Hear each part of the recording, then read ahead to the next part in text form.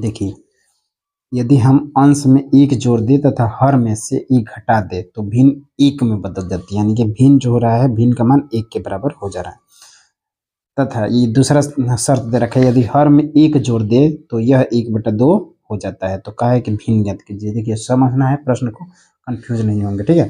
देखिए, तो पहले तो हमें मानना होगा कि अंश या हर मान लेते हैं। माना अंश जो है, चलिए हल करते हैं। जब एग्जाम में ऐसे करिएगा, प्रश्न लिखना होगा नहीं आसानी से।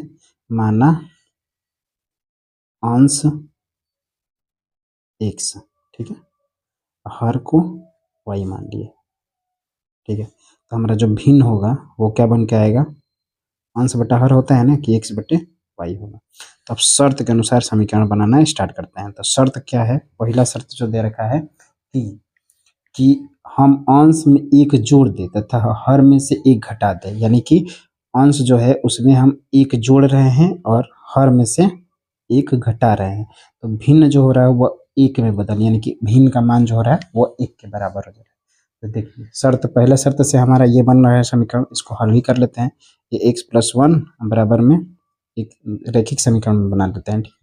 ये y माइनस में 1 हो जाएगा, इस साइड लेकर चले आएंगे तो x माइनस वाई बराबर में क्या हो जाएगा, -1, इधर जाएगा तो ये -2, ठीक। अब देखिए दूसरा का शर्त क्या कह रहा है, शर्त लगाते हैं। शर्त चाहिए तो देखिए एग्जाम में आप चाहते हैं तो ऐसे लिख सकते हैं, शर्त पहले शर्त से यहाँ दूसरे शर्त से, शर्त 2 से, ठीक।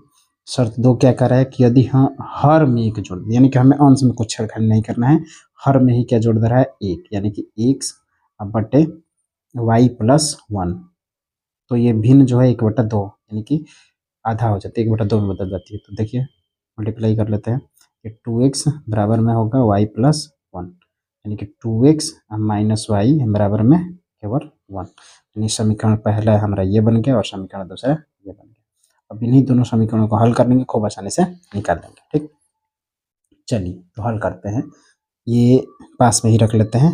2x माइनस में y बराबर 1 और ये क्या है x माइनस वाई बराबर में -2। देखिए तो आसानी से दोनों सेम सेम मिल रहे हैं, तो क्या करेंगे, तो एक वजह से साइन है तो जोड़ तो पाएंगे नहीं, जोड़ेंगे तो अधिक हो जाएगा, तो क्या करते हैं घटा ही देते हैं, माइनस कर देते हैं। तो माइनस करेंगे तो प्लस हो जाएगा, ये भी क्या हो जाएगा प्लस। तो वाई वाई अपना खत्म, बचा हमारा 2x में से x माइनस हो गया x और बराबर में 2 1 3, यानी कि x का मान आसानी से निकल गया हमारा 3।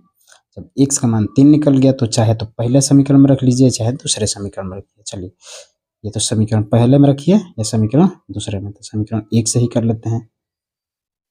x का मान रखेंगे उसमें तो 3 माइनस में y बराबर में -2, यानी कि यहाँ से निकालेंगे तो -y का मान कितना होकर आ रहा है, -2 और -3, यानी कि y का मान हो जा रहा है आपका, -y बराबर में -5, खत्म।